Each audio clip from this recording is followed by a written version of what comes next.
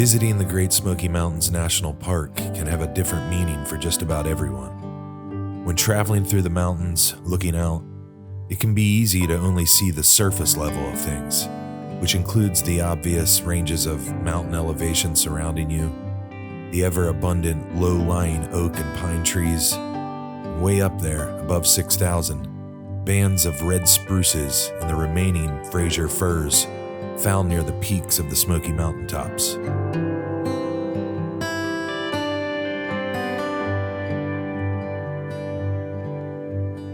But beneath the spectacular views and environment that everyday people can now freely explore and discover on any excursion within this popular area, a major tide of life change was once endured by those who resided within the mountains before the national park existed.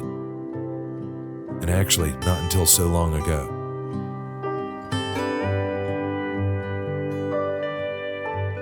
Like many of us visiting here today have recently endured over the past year or so, with the many changes happening to our once semi-normal world.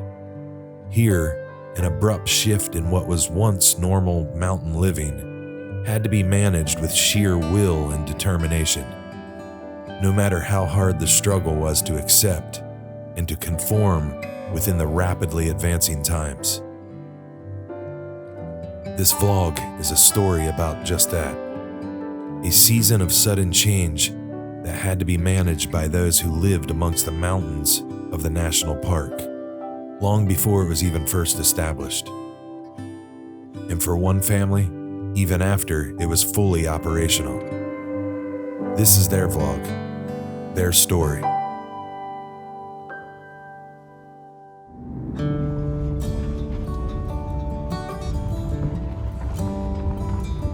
At least it's not that far down now. It was for a We're not there second. yet. Do you ever wonder if days like these last Looks like there's a bridge we gotta cross. Is that the fence? one another? Is that? That may be. Oh, okay. I was gonna say, if it's a wooden bridge, then we need to back up. Yeah, okay, there it is right there. So we're not far then, right? Is that scary? Yeah, Walker Sisters' cabin is up that way. Okay, so it's 1 mile up that road. Eventually, or dare I say, luckily, we arrived at the trailhead that led to the old Walker Sisters cabin. Bypassing the Metcalf's Bottom Trail, we drove up to where the trail begins at the Little Greenbrier Schoolhouse, which is also deeply rooted into the lives of the Walker family. The sisters' father, John Walker, helped build the old log schoolhouse that still stands today, another story we covered recently that you should watch if you haven't already.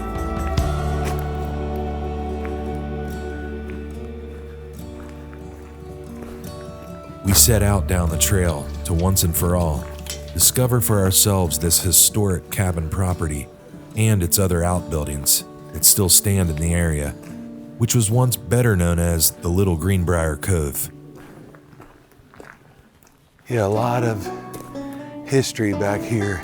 It's about a 1.1 mile walk, the trail sign said. A little uphill right now, we're going up.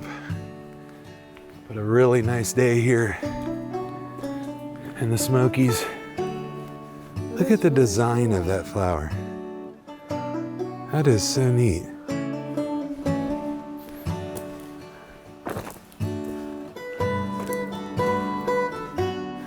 And as we're walking, I'm just hearing the trickling of the river down there. I can hear birds chirping. There's a nice cool breeze on me right now. Sarah, how are you back there? Sarah's doing good. We're both pretty excited to finally be able to check out the cabin. Lots of history here. Anyone who starts exploring the national parks, you always want to dive into the history and you break away from some of the attractions found in the area in Gatlinburg and Pigeon Forge. You head into the parks. It's just nice to once and for all learn what your learn more about what you're hiking in to discover. This trail that leads to the cabin was actually a road in its later days. And although the cabin is secluded in the forest, it takes a decent trek to reach it. At that later point in time, vehicles could easily reach the cabin. So far, the trail's been a gravel trail. Not sure if that's going to change up ahead.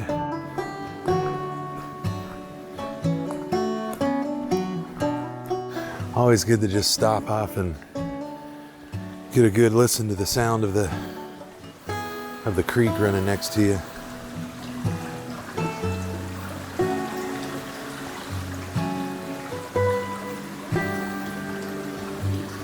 Nice and relaxing.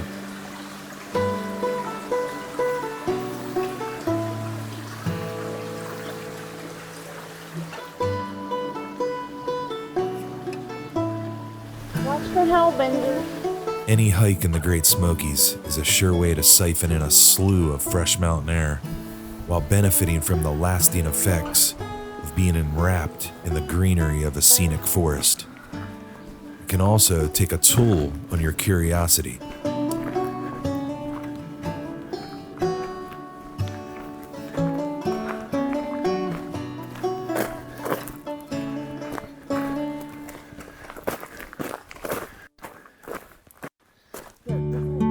Yeah, that's a woodpecker. You can just see it all across there. Just pecking away.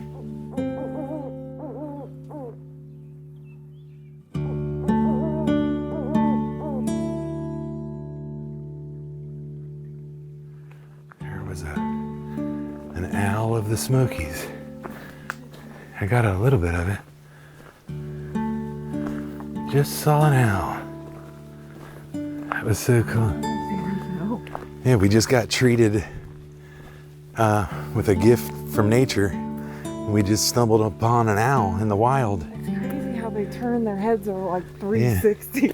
Look at think their I- eyes open. Got just enough to show you it, but he stayed for a second, then he flew away. But we stumbled upon an owl on the way to the Walker sisters' cabin. We have a sign up here.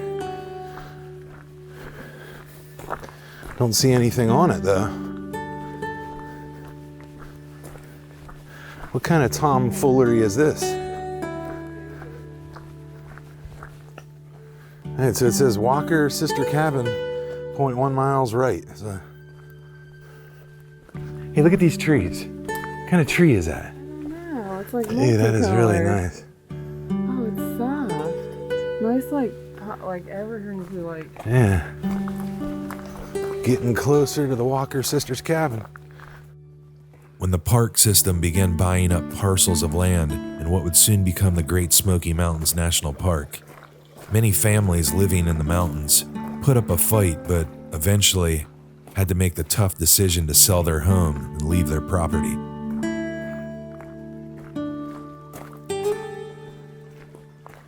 And I believe around the corner here, I see something through the trees. I believe this is going to be the Walker sisters' cabin. There it is.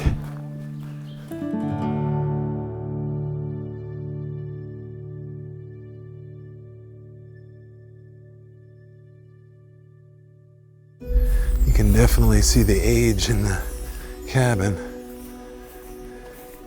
They've actually got it tarped off. It must have some roof damage currently.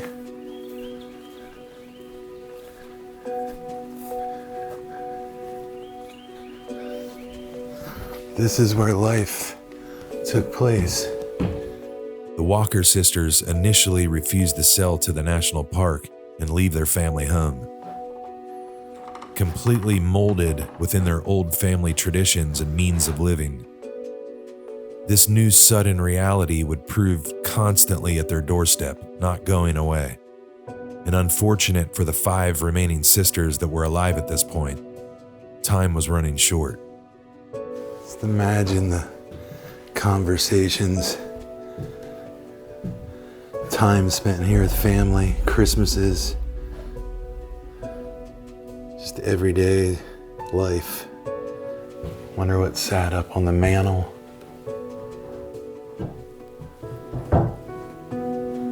I actually can see some old newsprint up there.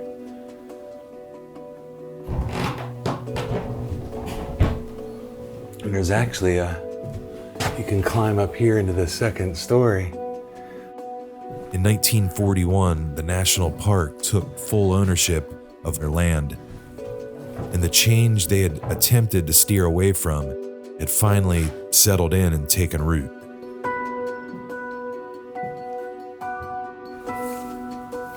This one had a complete rock foundation. It really makes you wonder how much work was involved in lugging that up here deep in the forest to construct the Walker cabin. The sisters received $4,750 for their land and were given lifetime leases to live out their days at the cabin home. Although the national parks would now own the land and would prohibit what would be their typical means of living through farming, hunting, fishing, and managing livestock, none of this was allowed now. It must have been a major setback and abrupt change that they all would have to learn and adjust to, no matter how difficult it seemed. And you got another fireplace in here. You can actually see the light from the top of the chimney area. And this one, you've actually got some shelves, so maybe this was the kitchen.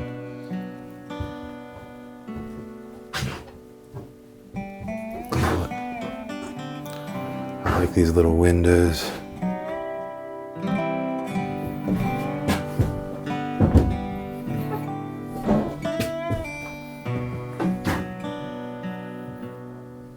No electricity, no bathroom or running water. Other than a nearby stream that was enclosed by an outbuilding springhouse used to keep things like milk, meats, butters, and pickled vegetables cool year-round.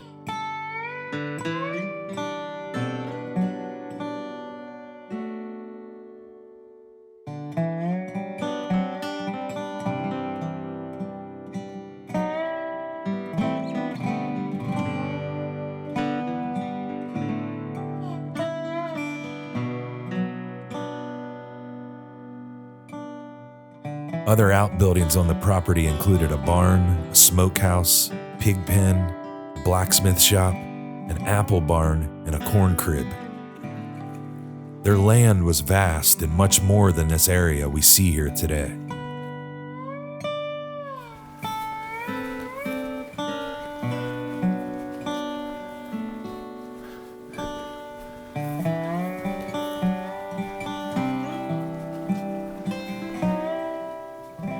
You can definitely hear the sound of bees have taken refuge inside this little structure. So look at these old hinges. Oh my gosh. Does it Those are close?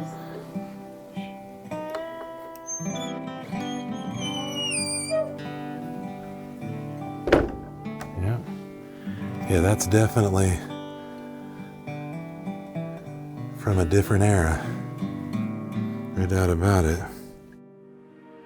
The sisters were resilient and had been very used to living off the land throughout their entire life. They continued to live like they had always lived, the best they could, but had to adapt to this new method of life due to the restrictions the park system put in place. I always can't help but wonder when I see something like this. Just a window and just imagining what life took place inside, gazing out the window, what thoughts happened, and now here we are, many decades later, on the outside of it, and we may never know, but we are left to wonder. Change is never easy. Out of the original 7 sisters, one married and moved away from the home, leaving 6 sisters remaining at the cabin after their father passed away in 1921. One of the sisters, Nancy, passed away a decade after their father died, leaving only 5 sisters remaining at the cabin. We're the last remaining family here, the sisters were, till the final sister passed away. The sisters' mountain living skills and determination eventually led them to being quite popular amongst the growing tourists visiting the area, with visitors now wanting to get an up-close look at real, true-life mountain dwellers from the old days. The land and the home the sisters remained at became known as Five Sisters Cove. But it makes you wonder when the last fire blazed inside the hearth area. That's a massive stone chimney. But look, this is like an old classic saddle notch stacked log cabin. The sisters adapted to their new way of living after many years of being set in their old ways. Truly something everyone could use as an analogy for the times and changes we all have dealt with recently.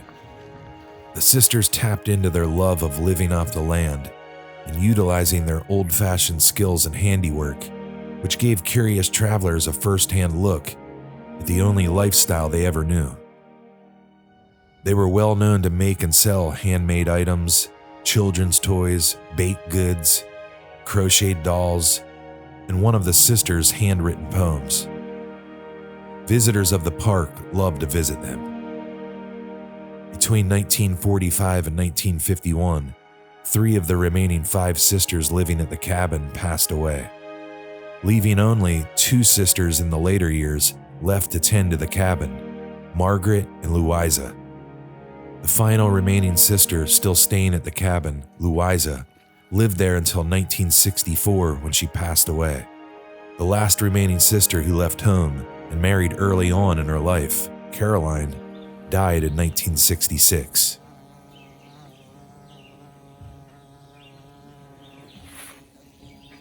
In the end, change is hardly ever easy.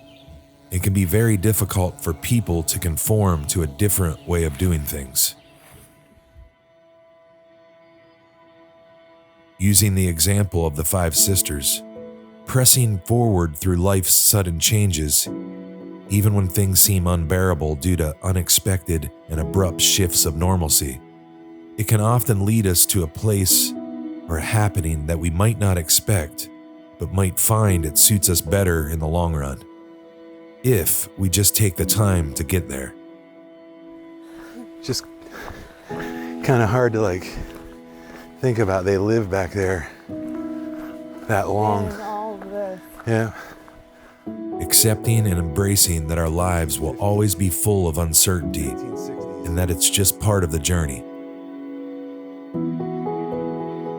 Holding on along the winding roads ahead of us, placing our full faith and confidence, not in our own doings, but in the Creator of the universe. It's in this way I believe the way forward will always reveal itself.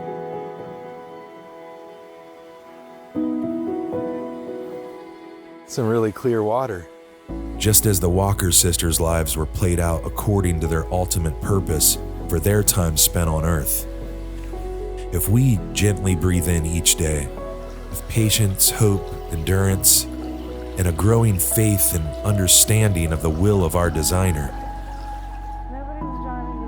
our story will unfold exactly as it is meant to.